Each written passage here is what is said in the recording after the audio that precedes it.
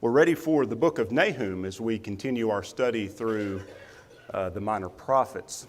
Nahum is one of those obscure books that can easily get lost and easily get overlooked and lost in the pages of the Old Testament. As you look at it in your text, it's probably only 2 or 3 pages long. And it's one of those books you have difficulty finding when you start looking for it. If you are having difficulty finding it, find where the New Testament begins and start flipping backwards. That'll be the easiest way to find it. Go back 5 or 6 books and you'll find the book of Nahum. Only 3 chapters long and 3 relatively short chapters at that. But it is a very powerful book. It is poetic in nature. Reading through it, it reminded me a lot of the book of Revelation as we talk about the downfall of nations and how that is described. It's very similar to some of the wording that we see in the book of Nahum. It's a very fast and upbeat book, and an exciting book to read through. I believe it was Homer Haley who said, or he may have been quoting someone else, but he said, the book of Nahum is intended to be read with a rumble and a roll. It's a very fast and upbeat book. So we'll get into, I feel like I'm saying this every week, but we have a lot of ground to cover, and I haven't found a week yet that hasn't been true. So we're going to cover an introduction. We're going to cover the entire book of Nahum. So we're going to go very fast, and some of the slides may only be up here for a few seconds, and we're going to move on. So if there's something that you see that you've missed that you'd like to go back and look at, I can send you these slides. I can print you out copies of them or email them to you, or this will be posted on YouTube later this afternoon as well, so you can go back and watch it there. So we are going to move at a fairly rapid pace. Let's look at our questions, if you have those, before we start going through our slides. To which nation did Nahum prophesy? Okay, Southern Kingdom.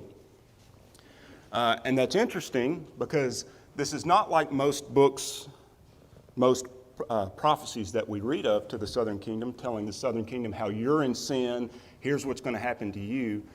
That's never even mentioned or brought up in the book of Nahum. So while he is a prophet to the Southern Kingdom, and I know Dad has been showing you this, so we find Nahum here. While he is a prophet to the Southern Kingdom, who is his prophecy about? All right, Assyria, Nineveh. Chapter 1 and verse 1 says this is the burden against Nineveh. Now, this isn't the first time we've seen that, or we've seen a prophecy concerning Nineveh. In fact, quite recently, we saw it where? With Jonah, all right? And Jonah at first did not want to go prophesy to Nineveh, but eventually and reluctantly did. So this is a prophecy concerning Nineveh, which is the capital of Assyria. We'll talk more about that as we get into this. And going along with that, let's jump on down to question number 3. What's the message or the theme of the book? What do you have for that?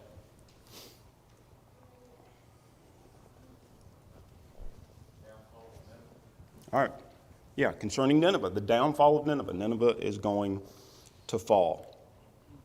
So let's go through some introductory stuff, and then we're going to finish this introduction by circling back and talking about Nineveh, things we know about Nineveh and this prophecy concerning Nineveh. Just very quickly, some things about the man Nahum. Very little is known about the man Nahum. His name means consolation or comforter.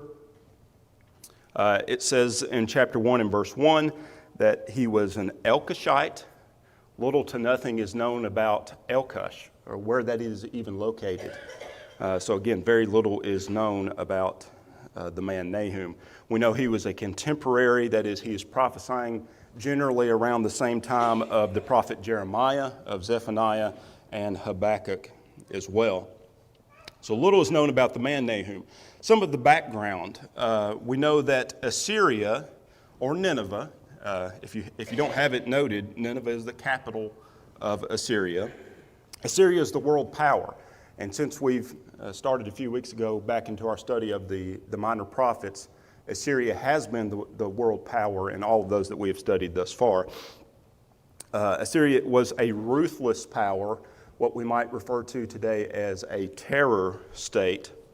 F.W. Farrer described them as this. He says, "Judged from the vaunting inscription of her kings, no power more useless, more savage, more terrible ever cast its gigantic shadow on the page of history as it passed on its way to ruin." It was the most ruthless and wicked empire in history up to that time, and perhaps even up to this time that we are living in today. They were so ruthless that they bragged about, when they would conquer a nation or a city, they bragged about there being so many corpses that you couldn't even walk through a city. So many dead bodies piled up. When they conquered a king, they would literally skin him and hang his skin up in the city to show their power and how powerful they were. So it indeed was a terror state. Now, we're going to talk about the date of the book here in just a moment, but by the time Nahum is prophesying, the northern kingdom of Israel has already gone into Assyrian captivity around 722 BC. The southern kingdom of Judah is also suffering at the hand of Assyria, and even though they have not yet gone into captivity, they are still suffering at the hand of Assyria. In fact, point 3 here, Sennacherib, who was the Assyrian king from 705 to 681, boasted of having shut Hezekiah, King Hezekiah of the southern kingdom, he had him shut up as a bird in a cage, is how he described it. And we talked a few weeks ago when we studied through Jonah about Sennacherib's failed invasion. He did try to invade Jerusalem and lost some 185,000 men. I believe that was Isaiah 37 that talks about that. But the southern kingdom of Judah did suffer at the hands of Assyria. We've already pointed out that Nineveh was the capital of Assyria, and it eventually fell in 612 BC to the Medes and the Chaldeans, or what we more commonly refer to as the Babylonians. A date of the book. I give quite a wide range here, from 663, anywhere between 663 and 612 BC. And you say, well, that's a wide range. It's over 50 years there. And it is a wide range, but we can be quite certain within that range because of two dates that are mentioned in the book. Well, the dates aren't mentioned, but two events that are mentioned in the book. Chapter 3 and verse 8 mentions the conquest of No-Ammon, or Thebes, which was in Egypt. We know that took place in 663 BC. Chapter 3 and verse 8 of Nahum tells us that had already happened. So we know it's after 663, and we know it's before the fall of Nineveh, because this is a prophecy about the fall of Nineveh, and that took place in 612 BC. So we know it's somewhere within that range of 663 to 612 BC. The message of the book that we've already kind of touched on a little bit is Nineveh is going to fall. We see jubilation over the fall of this oppressing foe. You might note that a key verse could possibly be chapter 1 and verse 2. And the summary of that verse is, vengeance belongs to the Lord. God is going to get vengeance upon Nineveh for their wickedness. The message of the book is very similar to that of the book of Daniel, what's the theme of the book of Daniel? I know Dad mentions it often. Exactly. God rules in the kingdoms of men. You could take that very same message and apply it here to the book of Nahum. God rules in the kingdoms of men. Not only is he the God of Israel, the God of Judah, he's the God of Nineveh, and he'll bring Nineveh down as well. This is quite a lengthy quote, but I want to share this with you because I think Homer Haley summarized this well. The book of Nahum, as I've already mentioned, is unique in the fact that it does not point out Judah's sins. Most of the prophets point out the sins of his people, trying to call his people back to him. Nahum does not even mention the sins of Judah here in his prophecy. But Haley says, Nahum says nothing of the internal conditions of Judah and Jerusalem. He leaves that to his contemporaries, Jeremiah, Habakkuk, and Zephaniah. He is a prophet of a single theme, and that is the fall and the destruction of Nineveh.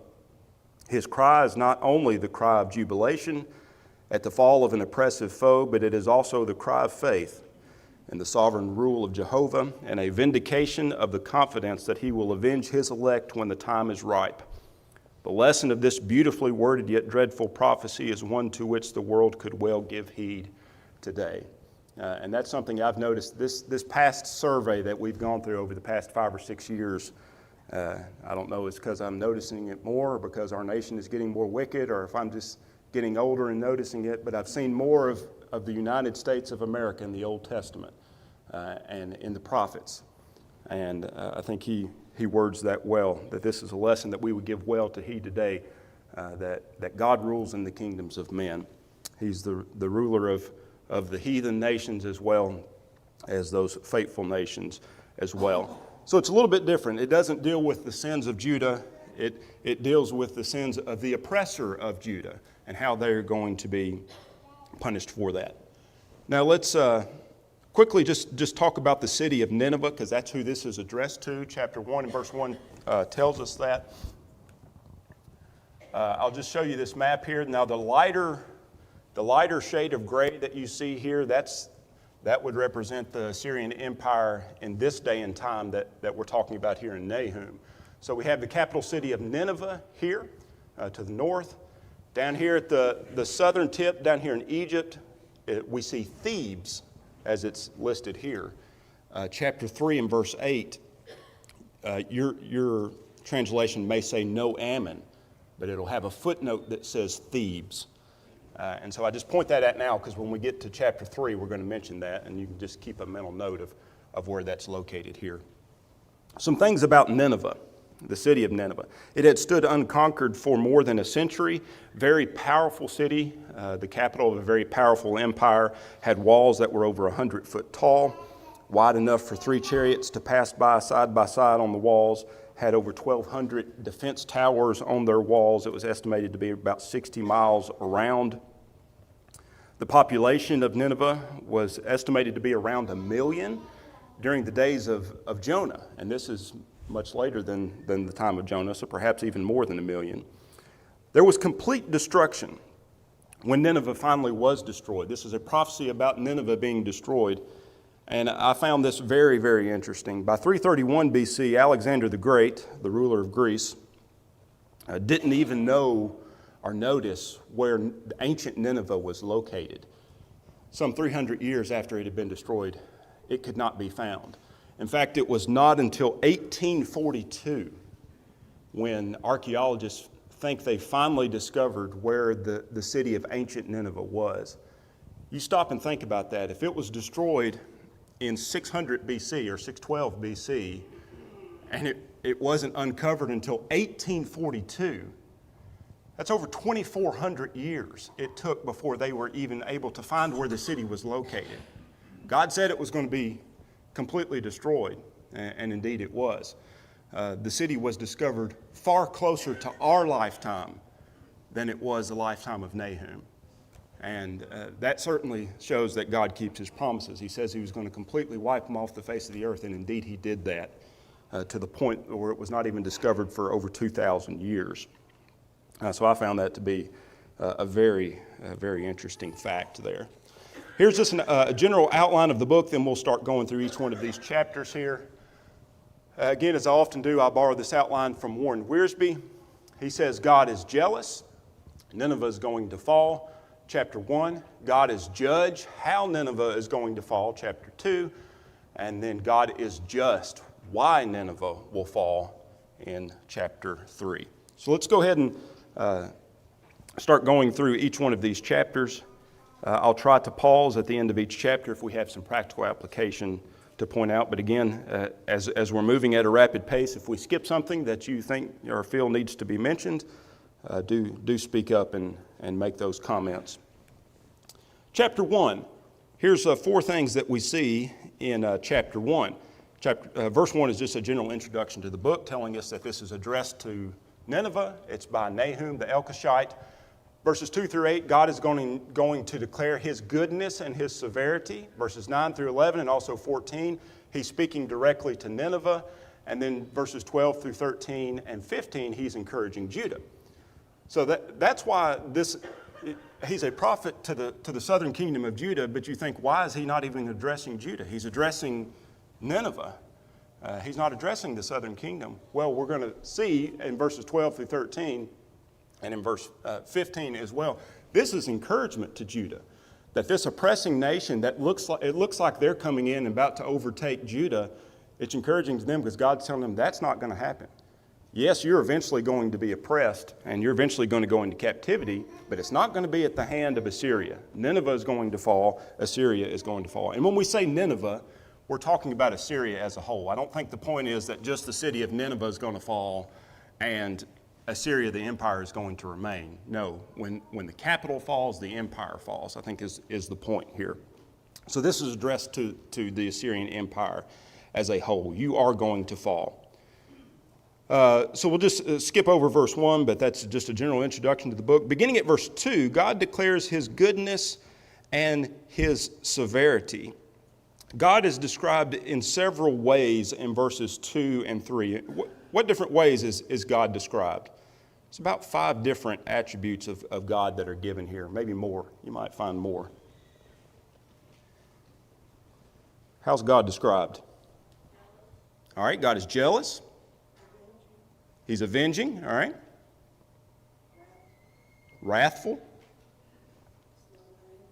Slow to anger. All right, great in power. Yes, I think we've pretty much covered all those things. There's at least, I had them broke down into 5 different categories here. God is jealous and the Lord avenges. That's how he begins this prophecy. He's going to eventually say, Nineveh, you're going to be destroyed. You're going to be punished for your sin. But first off, here's why you're going to be punished is some things about God. You've made God angry. You've made God mad. And yes, God is slow to anger, and God has been patient with you, but now God's patience has run out. And I'm a jealous God. Assyria, when they overtook a nation, would enforce their idol worship upon that nation. I have noted there at point number 1, Exodus 20 and verse 5, when the 10 Commandments were given, and God told, through Moses, told them that you should not have any carved images. One of the reasons he gave was because I'm a jealous God. I don't want to see my people with other gods, with other nations. And so that's one reason God is going to punish Nineveh, because God is a jealous God. He doesn't want to see his people with idolatrous heathen nations. Point number 2 here, the Lord avenges and is furious. That does not mean that God is just trying to get even with them, that eye for an eye and tooth for a tooth.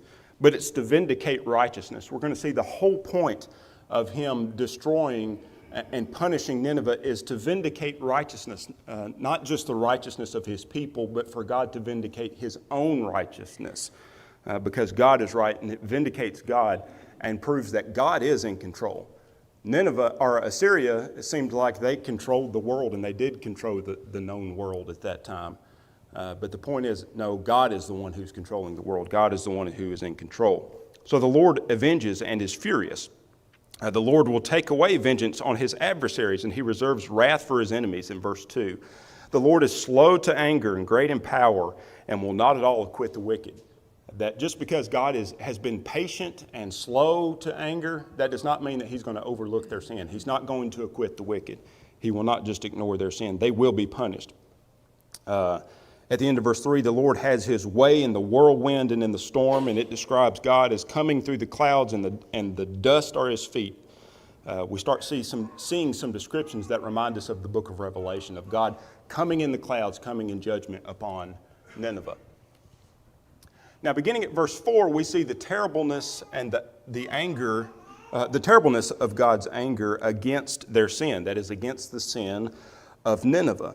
And this is where it kind of reminds us of the book of Revelation. In Revelation chapter 6 is the opening of the 6th seal, which represented judgment upon the nations. And the descriptions that are given there, it talks about an upheaval of nature, that the sun and the moon and the stars will be darkened there in Revelation 6. Stars will fall from heaven. Just an upheaval of nature. When a powerful nation falls and crumbles, when Rome falls, when Babylon falls, when Assyria falls, it's as if it's just an upheaval of nature. People would believe it just as much as they would believe the stars and the sun and the moon are going to fall out of the skies. That's how the terribleness of this punishment is going to be upon this nation. And we see that upheaval of nature at verse 4. It says, he rebukes the sea, makes it dry, he dries up the rivers. Jump on to verse 5. Here's more upheaval of nature. The mountains quake before him. The hills melt. The earth heaves its presence. Now verse 6. There's going to be this, it's going to be as if it's an upheaval of nature. But verse 6, who can stand before this indignation? That reminds us of Revelation 6 and verse 17. Who is able to stand before the Lord? And in Revelation chapter 7, that question is answered. It's the sealed people of God, the sealing of the figurative 144,000. God's people are the ones who will be able to stand. So that question that's raised in verse 6 reminds us of Revelation 6. Who's able to stand? Who can stand against the wrath of God? And that's going to be answered as we get down into verse 7. That God is going to be faithful to his people. Look at verse 7. The Lord is good. After saying all the terrible things that God is going to do to Assyria, verse 7, who's able to stand? The Lord is good, a stronghold in the day of trouble, and he knows those who trust him. God is going to take care of his people. And part of him punishing Nineveh, this oppressing nation, is a vindication of those who are righteous and a vindication of God himself as he is righteous. So we see God declaring his goodness and his severity. He's good to those who are faithful to him. He is severe. He's angry with those who have been disobedient. Homer Haley said his power is as great to protect as it is to destroy. He has as much of a desire to protect his people as he does to destroy those who are wicked. And it reminds us of Romans 11:22, where Paul said, consider the goodness and the severity of God. And we certainly see that here in these few verses. Going on to the next section, God is speaking directly to Nineveh in verses 9 through 11, and then we'll also rope in verse 14. He begins verse 9 by saying, what do you conspire against the Lord? And there's a little bit of question, who's being addressed when he asks that question? Is Nineveh being addressed, or is Judah being addressed, or are both of them being addressed? I don't know that I can give a definitive answer to that, but both questions would be answered. If it's being asked from the standpoint of Nineveh, what do you devise against the Lord? That question is going to be answered. If it's asked from the standpoint of Judah, do you think that God cannot take care of Assyria? Do you think God is not powerful enough to take care of Assyria? What do you conspire against the Lord? Those questions are going to be answered. And he gives them some assurance that Assyria is never going to rise up to the power that they once had. Look at about halfway through verse 9. It says, affliction will not rise up a second time. They are not going to inflict you, Judah, like they have in the past. It's not going to happen again. Verse 10, for while tangled like thorns and while drunken like drunkards, they have devoured the stubble fully dried. Some said that talking about them being tangled like thorns is Assyria felt that they were impenetrable. They could not be penetrated. Just like a tangle of thorns, you wouldn't want to pass through it. You couldn't pass through it. Assyria felt like that we have a hedge of thorns around us. We're impenetrable. And the point is that you are going to be penetrated and you are going to be brought down. They were like drunkards. They were prideful, and that's going to be brought down. So this is assurance from God, verses 9 through 11, that they're going to fall and they're not going to oppress you again. Now, God is not making the statement that you will never be oppressed again, because as we mentioned earlier, we know Babylon is going to come and oppress them. But they will never be oppressed by this nation. Assyria and Nineveh will oppress you no longer. And God is fulfilling a promise. We won't take the time to turn over there, but you might jot down Isaiah 10, verses 24 through 27. This was a promise made through Isaiah some 100 years plus before the time of Nahum. He had made this prophecy that Assyria was going to fall and Assyria would be destroyed. And now this is the fulfillment of that prophecy from Isaiah. Let's jump on down to verse 14. It says, the Lord has given a command concerning you. Again, speaking to Nineveh, the Lord has given a command concerning you. Your name shall be perpetuated no longer. Out of the house of your gods I will cut off the carved images and the molded image. I will dig your grave, for you are vile, or you are contemptible.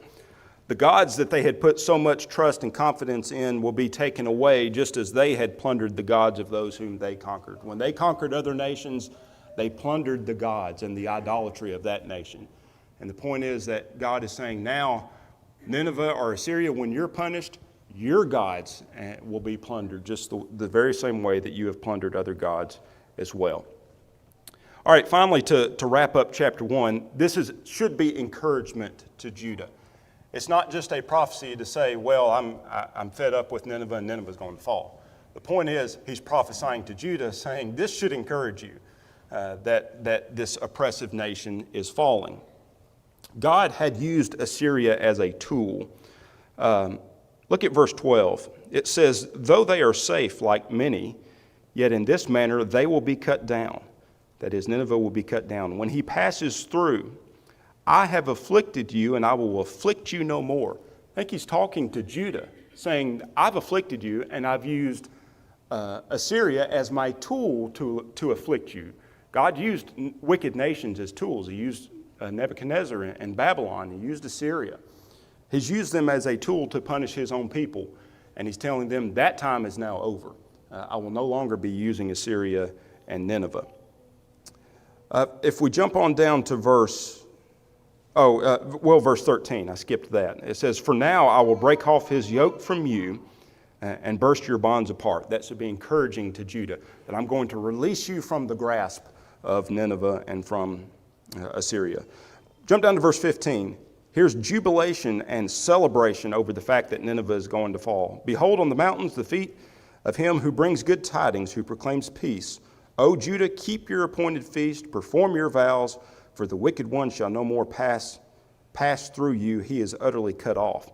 Some of that same wording is used by Isaiah to talk about the Messiah. I don't necessarily think this is messianic here in verse 15. I think it's more good tidings and good news and celebration over the fact that this oppressing nation has fallen. It's something to be celebrated, not only by Judah, but the whole world should celebrate at their downfall. That's all I have on chapter 1. What practical lessons or further comments you'd like to make on chapter 1?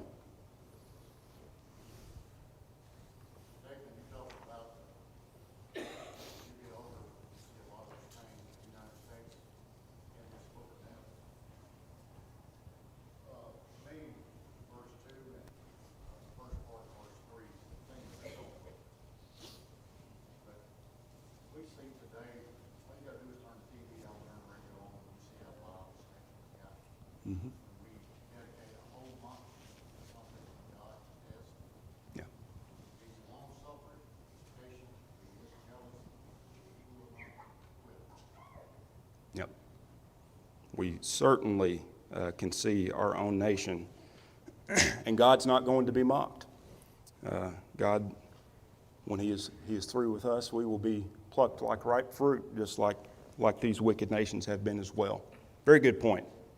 What else? Read this on the heels of Jonah and be kind of confusing, right? Jonah, Nineveh repented and they were spared. And here, just a few generations later, God is ready to destroy them entirely.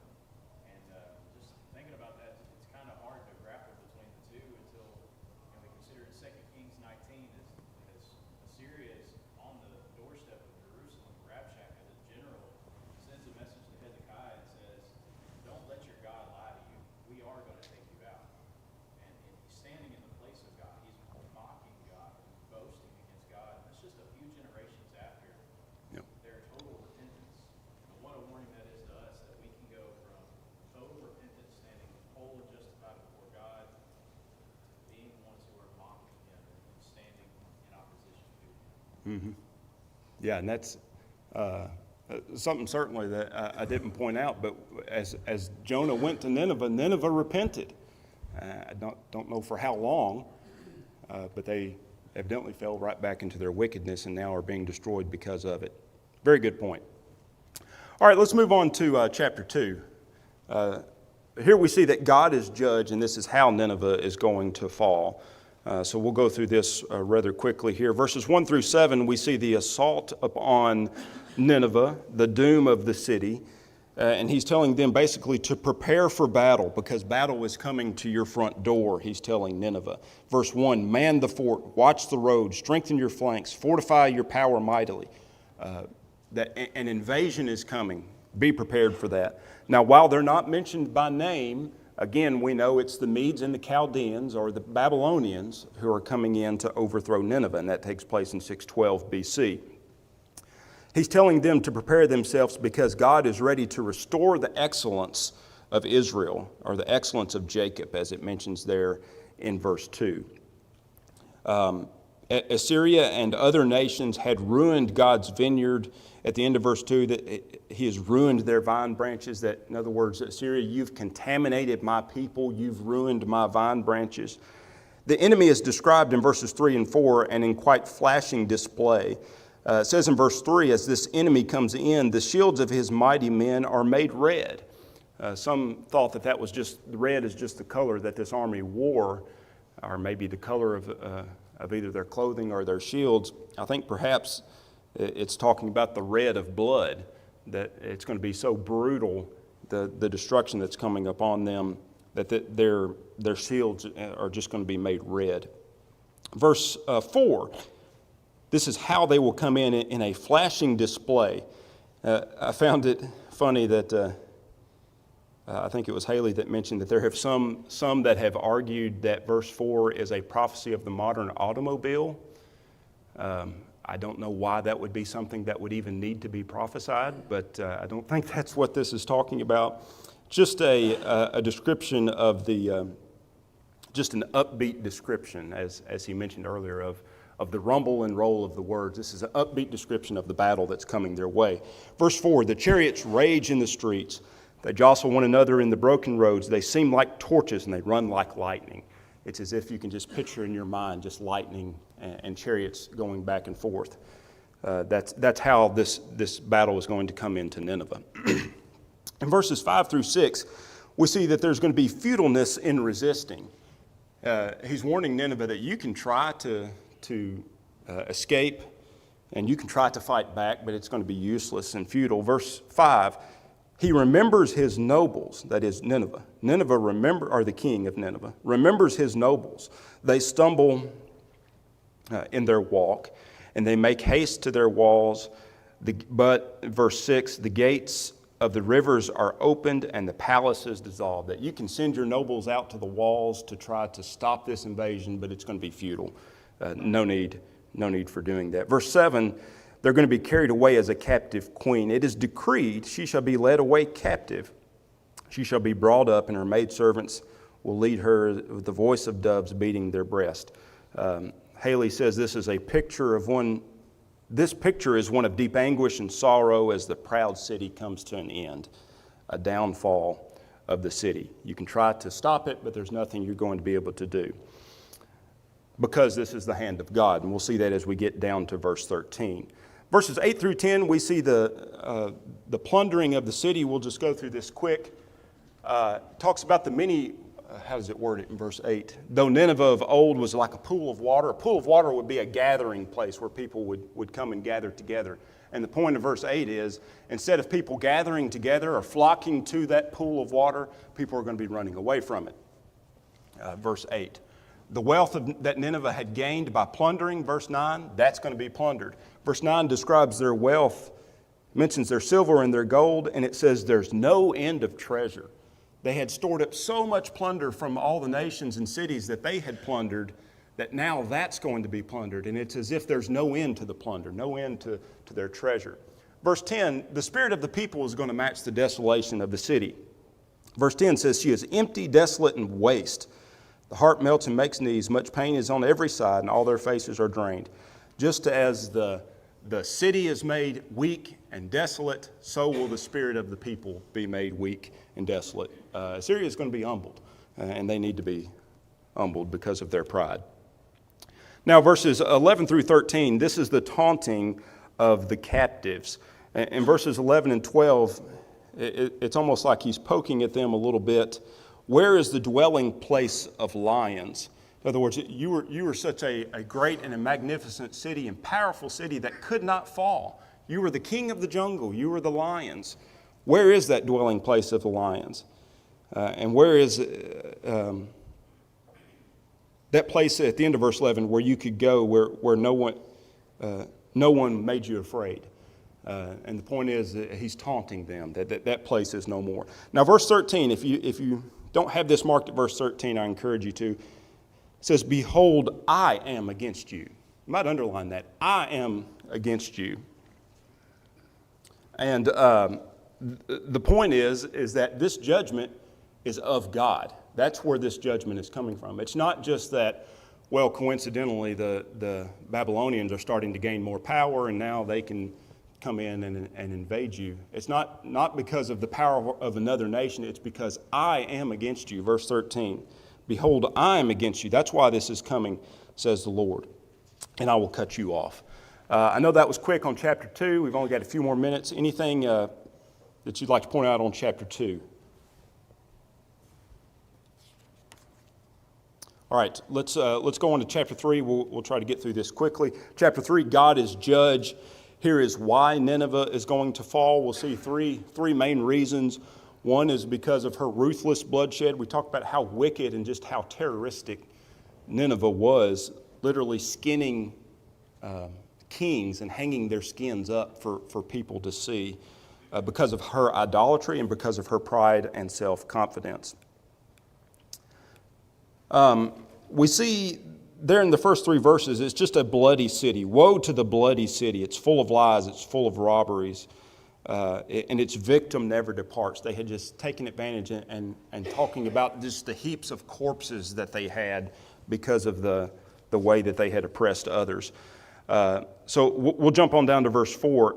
Another reason is that she's going to be punished and falls because of her idolatry. Now, it mentions harlotry in verse 4, which could be talking about physical harlotry. I don't doubt that they were guilty of that, but I think it's more talking about spiritual harlotry and idolatry. And that's one of the reasons you're going to fall. And because of that, he's going to bring shame upon them.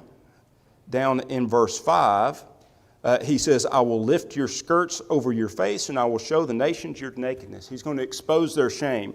I like what Homer Haley said. He said, like a vile and low woman exposed to the world for what she is, and upon whom the people cast disdain and reproach, so would be the lot of Nineveh. God's going to expose their shame as if he's just lifting up their skirt to expose their nakedness because of their spiritual harlotry that they had committed. And verse 7, all are going to flee from them. Verses 8 through 19 talks about her pride and her self-confidence. Now, we mentioned at verse 8 that Nahum or Thebes, that was that city down to the south that I showed you on that map. They had been overtaken, I think I have it on here, 663 BC.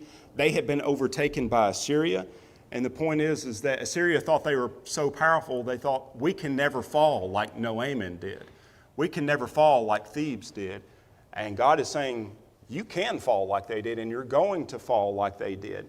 That you're no better off. Verse 8, are you better than Nahum? And the answer is no. You're not, because you're going to fall just like Nahum fell. So just as Nahum could not find the strongholds to defend herself against Assyria, so will the fate of Nineveh and Assyria be. Their strongholds would fail them. They would fall like ripened fruit. Verse 12, all your strongholds are fig trees and ripened figs. If they are shaken, they will fall. It's like walking up to a tree that has ripe fruit and shaking it and all the fruit falling out on the ground. That's the strongholds of Nineveh. You're not going to be able to stand against God. He calls them in verse 13, surely your people in your midst are women. I don't think that's a knock on women. It's a known fact that their fighting warriors would have been far better off than having women fighting for them, just because of sheer strength. And the point is that your fighting warriors are nothing more than just mere women. He's pointing out their weakness, not pointing out the fact that women are inferior to men, as would be interpreted by many in our world.